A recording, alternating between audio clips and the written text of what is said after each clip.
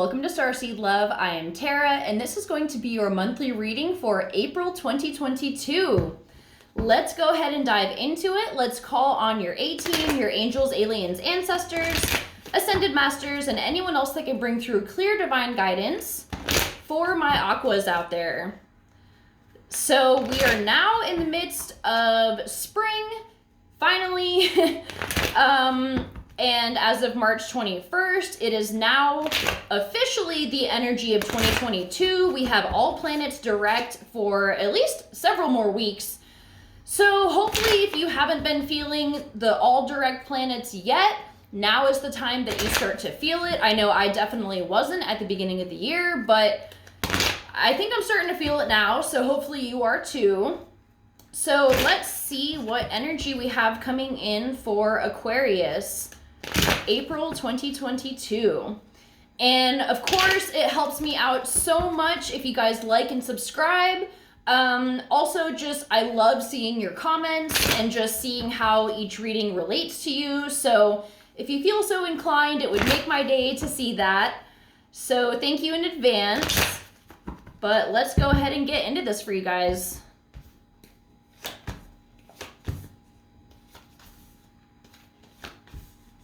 Okay, so overall, it looks really good. It feels like you are celebrating something, you're in very high spirits. You know, it seems like things are kind of going nicely in your life. We have the Knight of Coins under that. So things are going smoothly, slowly but surely, but I feel like it's a good pace for you right now. Okay, so your overall energy, we have the Three of Wands. You are waiting for things to come in. You're kind of thinking about the future and where you kind of want things to be going. And I feel like you're feeling very confident about the future right now. And things just feel good. I feel like you may have figured out maybe some things that you want to do in life or some new aspirations, or you just have some new motivation that's come in, new inspiration to kind of help you bring this in. So this card is like the issue that's at hand, but this can also kind of be like, you know, where you're moving into as well.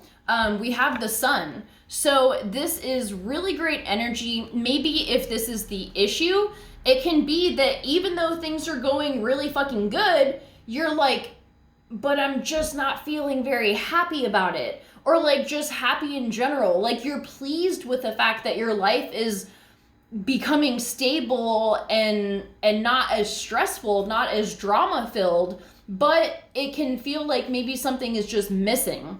So the solution to that, we have the Three of Swords. So this can mean that maybe you did just leave a committed relationship, or you're healing from some kind of grief or something like that. Especially grief, obviously, can really fuck with your happiness. I mean, but I just mean, like, even though everything is going well for you, like you might be financially stable, you're happy with yourself and where you live and things like that, but some kind of emotional turmoil is just kind of weighing you down. So what you can do, if it's grief, all you can do is allow the process to happen. You know, I mean, same thing with heartbreak. There's no timeline for it. It just kind of has to roll with it. But you can actively make sure that you are feeling the things that come up rather than suppressing them, because the more you suppress them, the more it's going to take away from your happiness. So excuse me, the outcome that we have here is temperance. So this is surrendering to the flow of life. And then just like trusting that you will be happy, like you will find happiness, you will get through whatever this is, and you will find things that bring you joy in life. And I feel like this energy here is very indicative of that, where you're gazing at this future where, especially if it's grief or heartbreak, you know that time will begin to heal these wounds. And so you're kind of just waiting for that to happen. This guy is just waiting for that ship to come in. And that's totally fine, because with these types of emotions, you can't force it. Like I said, the only thing that you could really do to help the situation is let yourself be in that energy when it comes up. Let yourself cry. She's actually crying in this photo, or like in this card, which I feel like can be an indicator that maybe you just need a good cry. Like, don't hold back when you feel it coming up.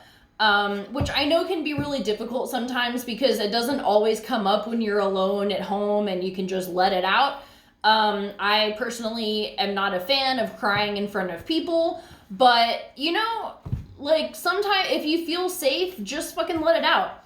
So, okay, let's go ahead and get an oracle card to get some guidance for this. Basically, I feel like the message here is that even though things may not feel good, even though everything in your life on paper looks good, it's okay. And there will be something coming in, or like a shift in energy, where as long as you're allowing these emotions to flow and to process them, that, you know, you're gonna get through it, and you will find days, and some days will be better than others, obviously. I mean, like with grief, it's a very difficult and very bizarre process. Like, if you've ever gone through serious grief, it is fucking wild how it can vary even just hour to hour.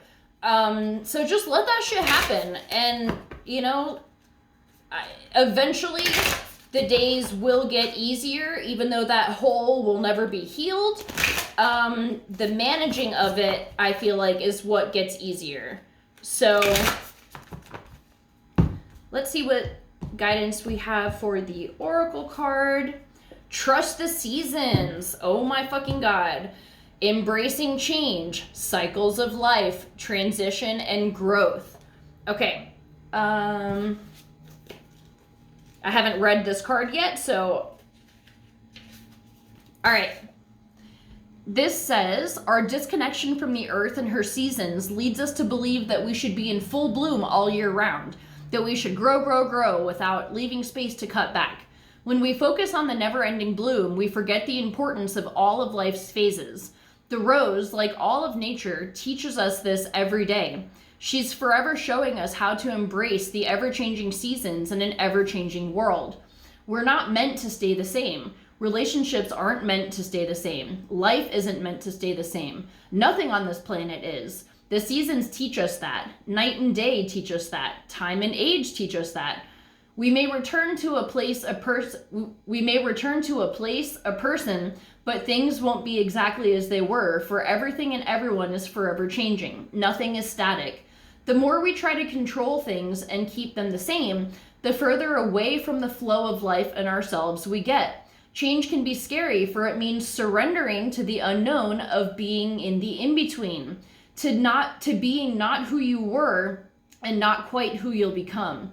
It requires a trust in transformation, in the death in order for the rebirth to occur, and a deep reverence for all seasons of our life.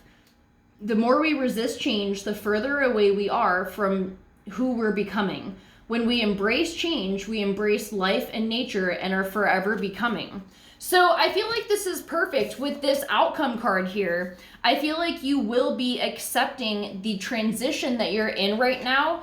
And it is a weird in-between time, because things are moving forward in some ways. Things feel still and stagnant in other ways. But the timing of this is perfect for you and your soul's growth. And it is very interesting that, like I said in the beginning, we are coming into this season of birth and renewal of springtime, and kind of coming out of the season of winter and the death of the old. So just let that shit happen. Don't be too hard on yourself. And, you know, just try to ease through the process as much as you can, making sure that you're feeling whatever comes up, because that's the most important thing here. So I'm going to leave it at that. I love you guys so much, and I'll see you for our next video. Bye.